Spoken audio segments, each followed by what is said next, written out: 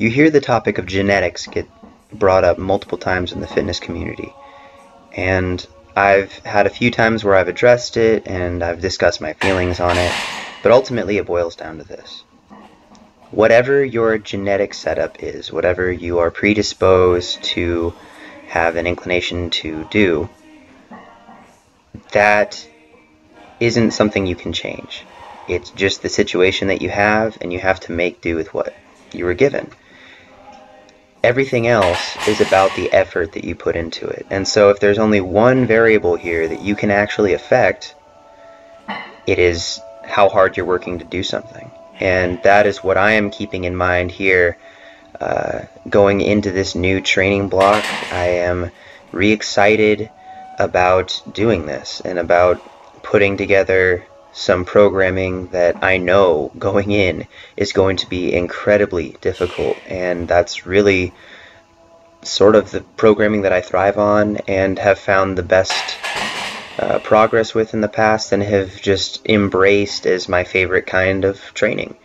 And I've said it a few times to some of my friends. There's tough training, and then there's Russian training, and it's just in a league of its own.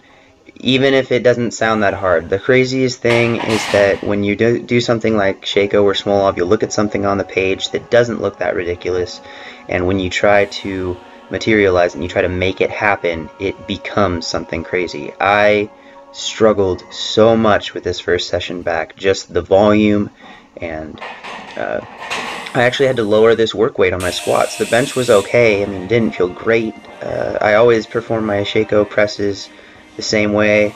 I touch and go all the reps until the last one. I figure if I'm able to perform the last rep with a controlled pause, then I'm okay to move forward, and I have control of that weight. But even on these squats, I was not happy with how they felt or how they looked, and I told myself, you know what, you don't get to use a heavier work weight until you can prove yourself with a lighter one. That 495 felt way worse than it looked, and it looked pretty bad in my eyes. And so I brought it down to 485, and it wasn't a whole lot better, but I did my work sets here because I said, all right, this is the time where you tough it out. You stick through to the end of your sets, and if they get so bad that I can't count the reps, then we'll keep taking weight off the bar, and that'll be it. But if I end up trying to do a 5 sets of 3 with 135, because that's all I can hit to proper, to make the reps look the way they need to look and have the depth be where I want it, then we'll do that. And there comes a certain battle with your ego when you do something like this. It is much easier for me to go up in the mid 500s or even 600 pounds and hit a single and call it a day than to stay in the 400s and just keep hitting sets over and over again. And I was doing my best to try to keep a good clip at this during this workout. These kinds of sessions do have a tendency to drag on, and I still don't have a whole lot of extra time, so I kind of have to keep myself focused and eliminate as many distractions as possible. So I did end up timing each portion of the lifting. The first part of the benching was done in about 25 minutes from empty bar to finished. The squatting was a different story. The squatting stretched out from empty bar to my final set was, I want to say, about 50 minutes. So it was nearly an hour of squatting, and that includes my warm-ups, and that includes the back-offs that I hit at 425. But you could see just the struggle that's going on in my face, and that I'm not enjoying those sets at all. But I do enjoy this kind of training in that when I'm finished with it, I know that I have worked hard and gotten better every single time. I've never finished a sheiko workout and said, man, that was easy.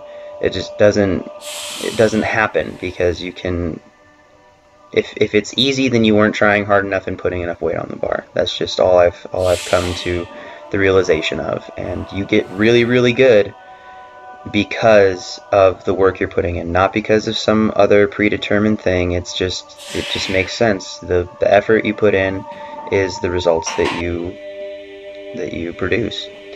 And yeah, so I did those 5 triples in the high 400s, and then I brought it down and I said, okay, well, I'm going to do these other triples at 425, And I definitely underestimated the effect that this weight could have on me after those heavier weights. It did not feel easier. If anything, I felt like I was going crazy because it felt even heavier and I had taken off a plate.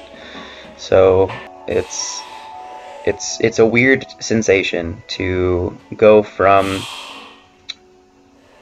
anything else to this kind of all-in, give it everything you've got kind of training. And it is something to note that I'm still not using the belt, I'm still not using the sleeves, I'm still not using Olympic shoes. I have done everything that I can and will do for at least this next, I believe, 6 weeks, unless I get hurt or something and it requires it. I'm going to try to not let myself utilize any kind of assistive equipment. No knee sleeves, because they help you rebound out of the hole in a squat. No elbow sleeves, because they help with a rebound in the bench a little bit. I may end up using something like an elbow cuff or something if I get some tendonitis from the frequent squatting, but you know, that's a little less assistive and more preventative, and like I said, resulted from some sort of injury.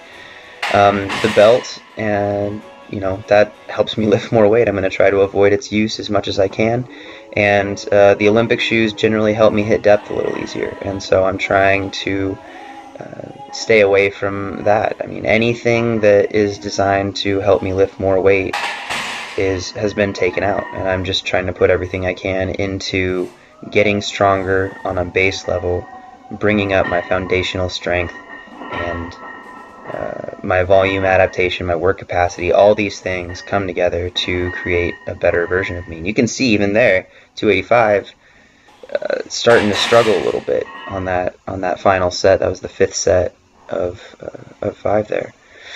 Afterwards, you hit the accessory movements. This is the first time in a long time that I've actually included accessories in my regular training, just because normally I don't have time for them, but I'm making time for them now. And accessories and sheiko are not focused on really heavy movements.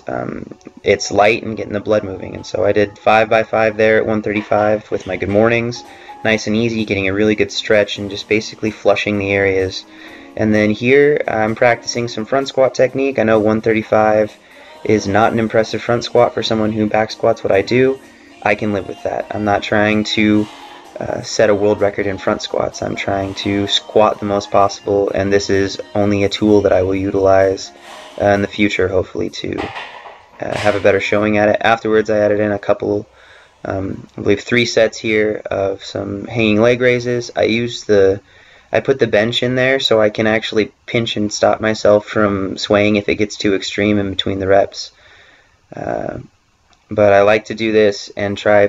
I'm focusing more on contracting my core and trying to keep everything stable than it looks like. I try not to let my hips tuck under too much and round out, because I think that it isn't really a good thing for keeping your core stability in an extended position, which is what I always try to maintain.